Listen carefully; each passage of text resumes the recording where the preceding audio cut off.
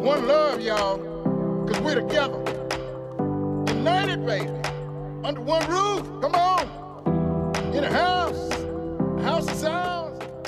It's one love, y'all. I want to say welcome, everyone, to Constructive Talks, a place where you can sit back and have intelligent conversations without judgment. We believe here at Constructive Talks that all experiences can have constructive outcomes. Because in every experience, there's a constructive lesson to be learned, which can be used to empower you and those around you towards a positive, constructive goal. Today's topic is it organic or is it processed? As we think about that, I know we think about the foods that we take into our bodies. I know we think about the things that we put on our skin, the lotions, the oils, on our hair. Is it organic or is it processed? And we want to try to stay as natural and as organic as possible. I'm going to take a different perspective on this and look at our lives as we live it and thinking about, is it organic or is it processed? First, I'm going to start off with the definition of organic. It talks about, in summary, involve the use of foods that are produced with using natural fertilizers and feeds of plant or animal origin without employment of chemical formulated fertilizers, growth stimulants, antibiotics, or pesticides. And I know usually when we're buying something organic, we look at those foods to make sure that they don't have those things in them that are chemically or man-made mostly in them. So the second part of that definition of organic is having a systematic coordination of parts. So it's saying the system should be coordinated, making one part, which is whole, forming an important part of the element, a whole. And we think about something being whole, we think about it being one piece, whole apple, a whole pie. And think about things that are whole, they usually present a better presentation than things that are broken down in parts. Think about that bicycle when you were young that you had to put together, or you and someone else, or think about a widget that had to be assembled.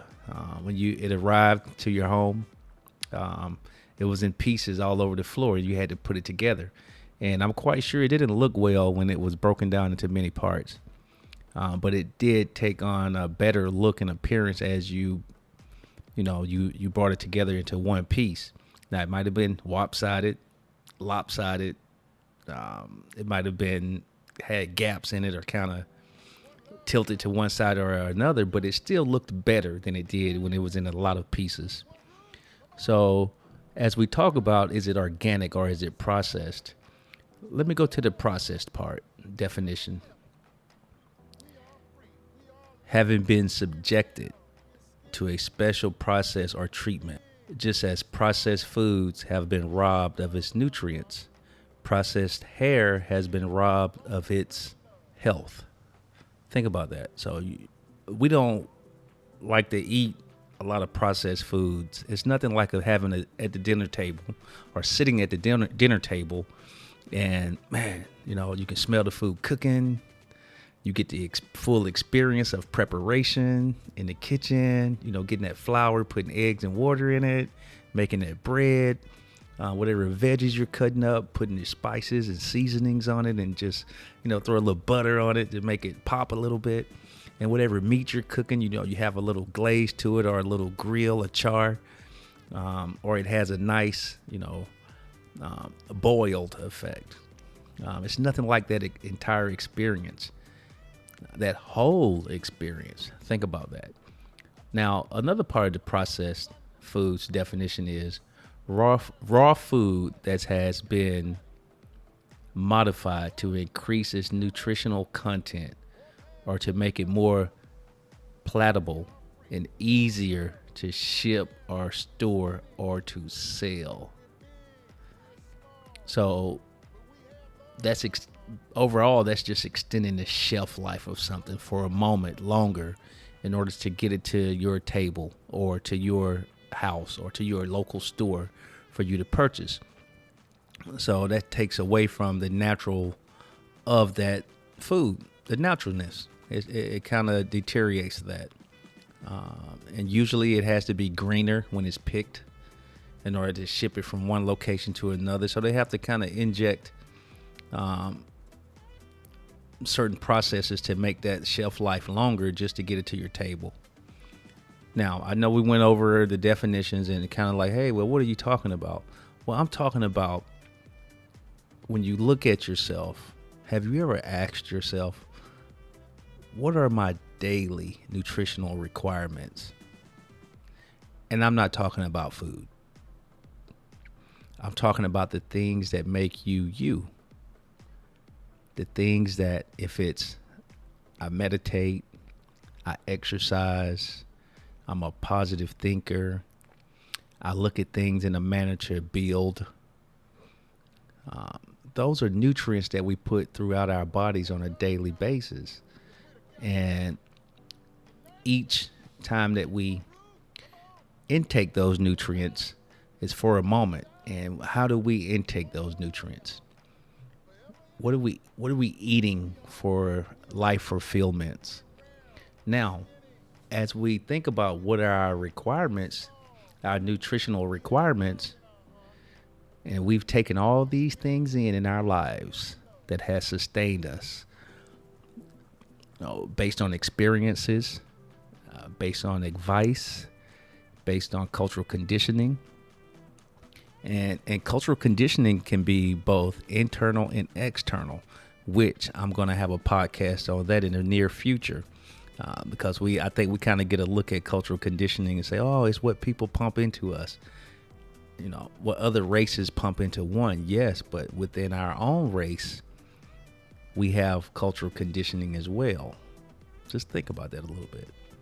So as we go to what is my nutritional value? Have you ever looked back and said, man, wow, what can I have from within me that has a high value of nutrients that I can share with others? And not only share that with others, make it effective to help make their lives positive, constructive, and that it will increase their nutritional value. Just think about that. What are we doing? What are we doing with our nutrients? Making sure they're organic and not processed, and giving it to other folks so they can build their lives based on good quality nutrients. Have you ever looked at that label on the back of a can or a package and it gives the nutritional value of things? And one of the things I've noticed is that it'll say something like serving size. It'll say something like how many ounces are in it, how many servings you can get out of this package or container. And it'll tell you how many calories is in each serving. So let's think about that nutritional value that we have within us. Every time we open our mouths, every time we show an action, every time we take something in, that is a serving. That is one serving of what? What are we taking within us in order to increase our nutritional value that we can share with others? Because there's nothing like going to the store and finding something that's organic with excellent nutrients, low fat, low calories, low sugar, low carbohydrates, and like, yes, I want this on my plate. Think about what are we giving people from us, with inside of us, to put on their plate that has high nutrients in it, a high level of nutrients. When I think about that label, I think about it says the total fat. How many grams of total fat is in that? And we all know fat is bad. How much cholesterol? And we know cholesterol could be bad. Are we getting like, we kind of seeing a routine here where they're listing all the stuff that is bad for us, mostly on the back of these labels as a warning, like, hey, this is how much you need of this. If you get more than this, you're pushing the scale on your health. So think about, as we talk to people on a daily basis or interact, are we giving them top quality nutrients? good vitamin A, D, good raw vitamins and veggies, in order to help them be a better person. With that label on the back of those packages and everything, we'll decide if we want to put it in our cart or not. Just like the first question I asked, what is my nutritional value? What are we taking in? Who are we hanging around? What is our social cluster that gives us good nutrients that each moment of the day, our daily intake of these nutrients is good? I'm trying not to let it be where you think I'm kind of beating around the bush or anything. I'm just thinking about nutrients and how we feed ourselves. And if we feed ourselves correctly in a positive manner, we can feed others in a natural way where it's not having to put a big effort or a large effort into helping folks. It's just natural. And a lot of that stuff on those nutritional facts, we have to do our research before we open our mouths. We have to do our research before we try or conduct something so that we know we're getting the best information. Think about that, the best information. A lot of times I found myself, I used to definitely just go off what I thought or assumed. And yeah, that could be partially correct. But also with that partially correct, it's a lot of time wasted at certain moments in doing that, because if we had done a little bit more research, got a little bit more guidance, or understood what we were truly doing, the outcome would have been better. I can remember making my first biscuits with my grandmother, and she said, all you need is these 3 ingredients, flour, I think it was Crisco, but back then it was lard. Think about the nutrients in that. And she used water, and she just, rolled it up and put enough flour to where it stayed kind of dry, and you can form your biscuits out of it. And then I remember trying to do it by myself and remember the things that my grandmother did with making those biscuits. And it was a challenge. And why do I say that? It was a challenge when I sat there and went hand in hand with her, because I had to do it by myself. I didn't have that guide beside me. I didn't have that nutritional value label, something that we should think about creating as our guide. Like, what do we do? What won't we do? What will we allow? What won't we allow? What's making me think this way and determine my goals to be based on these ideas or information? Are they true facts? Well, let me do a little bit more research on that. Now, let's get into the other dynamic of this. What nutrients do I expect from others? Think about that. But first, we have to understand the nutrients that we require and the source of those nutrients for our daily nutritional requirements. Yes. Now, what is the source of my outside nutrients from others? What's that source? Is it my mother? Is it my friend? Is it the TV? Is it reality TV shows? Is it music? What is the source that they use to nurture me? So think about that. So if I have someone that I trust and I need some nutritional value each day to get a little bit from them, and they help me stand up straight, so my nutrients help me have wonderful moments, perfect moments, and control my moments. What do they do? How do they talk? What are the things they associate with in order to get their nutritional feel or requirements in their life?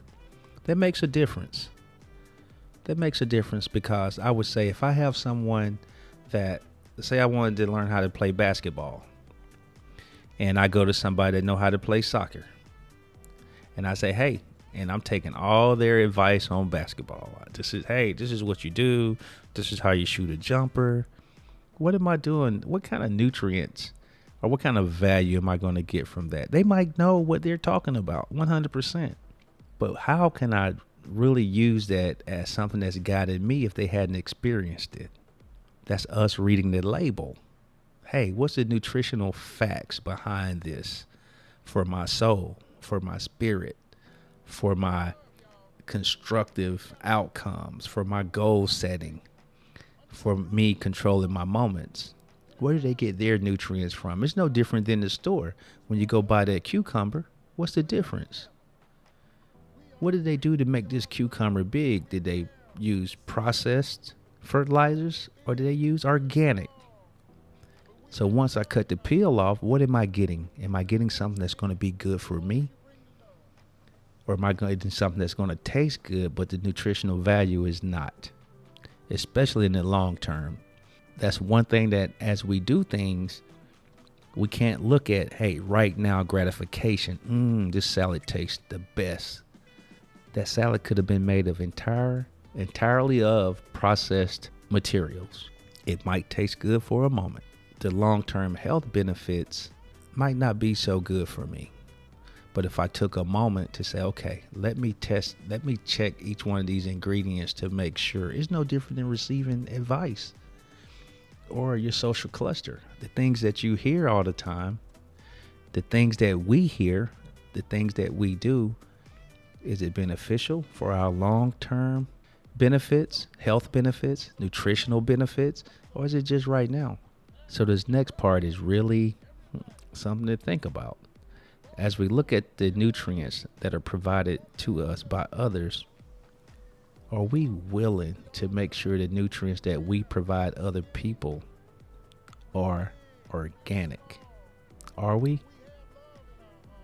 Do we make sure that before we do something, before we say something, the things that are coming out of our mouths and our actions are organic? They're informative. They're encouraging. They have been researched.